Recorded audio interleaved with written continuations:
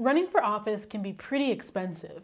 All those TV and social media ads, consultants, yard signs, tour buses, and field organizers who show up at your door with clipboards add up fast. I mean, the average Senate campaign in 2018 cost nearly $9 million. $9 million. And there are 100 of those seats to fill. A Senate term is 6 years long, so that's nearly $1 billion spent every 6 years on just one part of one branch of our federal government. Sounds like money is a pretty major ingredient of how our government gets put together. So where is all that money coming from? I know I don't have $9 million to give away.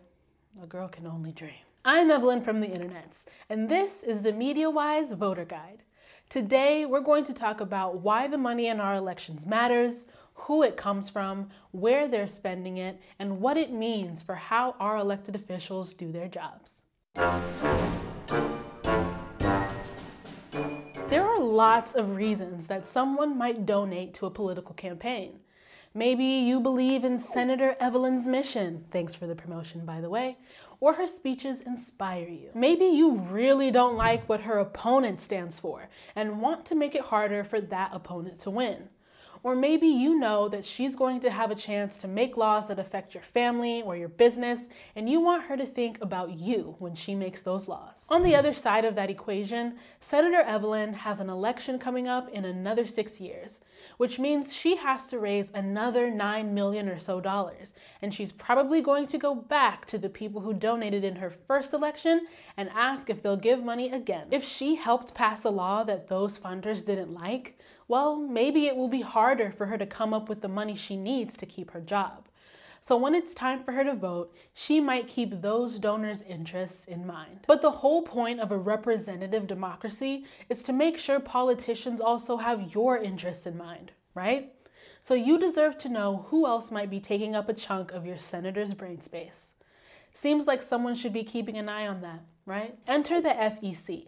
The Federal Election Commission, or FEC, is a government agency created by Congress to make rules about how elections are funded. They set limits on who can give to candidates and how much those donors can give. The FEC also requires that campaigns keep records of where money was raised and spent and make those records public, so you and I can feel confident that our elections are being run with integrity, or call it out if they're not. So let's talk about those FEC rules and the different types of funders a campaign or politician may have. First, there are individual donors.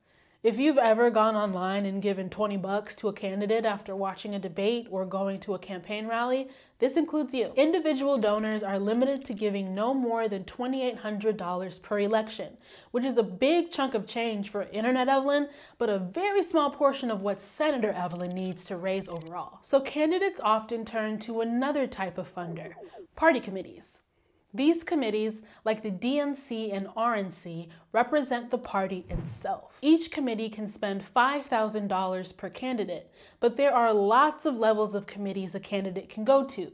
Both parties have national committees, Senate, congressional, and state legislative committees, and state and local parties that might all be able to toss in 5Gs. The next category is political action committees, or PACs, which are committees organized for the purpose of raising and spending money to elect and defeat candidates. This could be anything from a group of neighbors that want to fundraise together for their local school board race, to interest groups like an organization that works on climate change and wants to fund candidates with strong climate policy, to a group of oil company executives who want to fund the opposite of that. PACs can spend $2,800 per race if they were formed to support a single candidate, or $5,000 per candidate if they were formed to support multiple candidates. And then there are independent expenditure-only committees, which are sometimes called super PACs.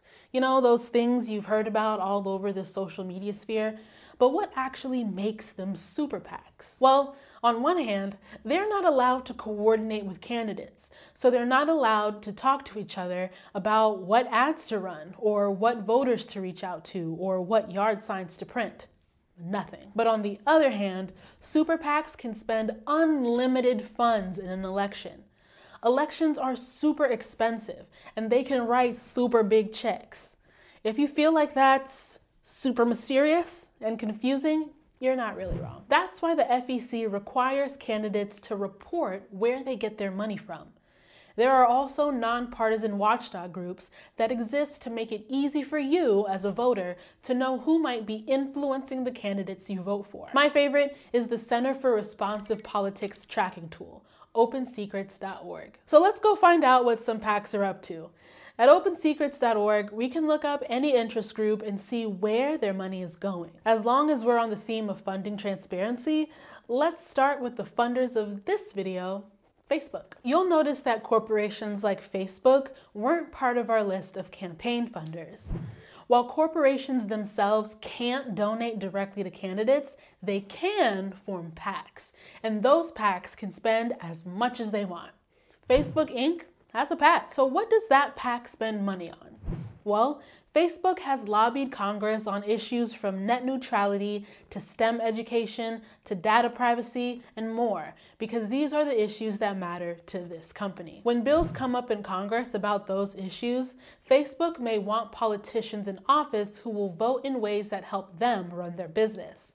So Facebook might use their PAC to fund candidates who they think will vote in favor of net neutrality the next time Facebook heads to Washington to lobby for it. On Open Secrets, you can see a breakdown of how much money Facebook has spent in the 2020 election cycle. A little over $300,000 from Facebook's PAC and about $1.7 million from individuals who work at Facebook. Again, while corporations can't donate to candidates directly, their employees can donate as individuals. Remember when we talked about regular folks like you hopping on EvelynForSenate.com after Senator Evelyn gives a fire speech at your local political rally? After you put in your credit card number and billing address, those forms will also ask you for the name of your employer, because yep, the FEC makes campaigns track that too. That's because a company is made up of people. And even if Facebook's PAC doesn't donate money to a candidate, if every single one of their employees does, then the people who make up Facebook can still shape a candidate's priorities once they get elected. Now that we've looked at how much Facebook is spending, let's see who they're spending it on. Their individual employees tend to donate mostly to Democrats, but not exclusively. But their corporate PAC gave equal amounts of money to both the Democratic and Republican Party's Senate committees. Facebook's PAC also spends most of their money on incumbents, or elected officials who already hold office and are running for re-election. This matters because incumbents can vote on legislation that's happening now, not just in the future. That donation isn't just saying, hey, Senator Evelyn, remember me when you get elected. It can also be a way of saying, hey, Senator Evelyn, there's a net neutrality bill headed your way this week, so think of me and my donations then. As we scroll down the page, we can follow the money all the way down to the individual candidates that Facebook's PAC and their employees gave their money to, in order of who received the most money to the least. These are the candidates who may be influenced by donations from Facebook when they vote on bills that impact Facebook. But they're not the only interest group with a say. As we just saw, Facebook has spent about $2 million so far in 2020. That's not even a quarter of an average Senate race. So let's look at this from the other side and look up a candidate to figure out who else wants some influence. There's a long list here, but let's click on Congresswoman Anna Eshoo, who represents California's 18th Congressional District, where Facebook is headquartered. She's raised over $1.5 million from donors this election cycle, and over $27,000 of that came from Facebook employees and its PAC. But in addition to the tech industry, we can see that Congresswoman Eshoo also receives a lot of contributions from the healthcare and pharmaceutical industries. Her largest donor, the medical lab Ascend Clinical, is also headquartered in her district.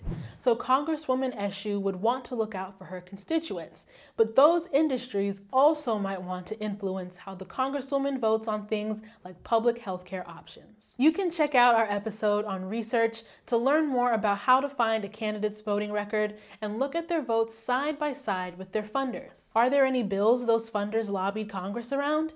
And did the candidate vote in their favor? And it's not always a clear-cut answer either. Does a lawmaker vote in ways that favor a funder's values because they donate?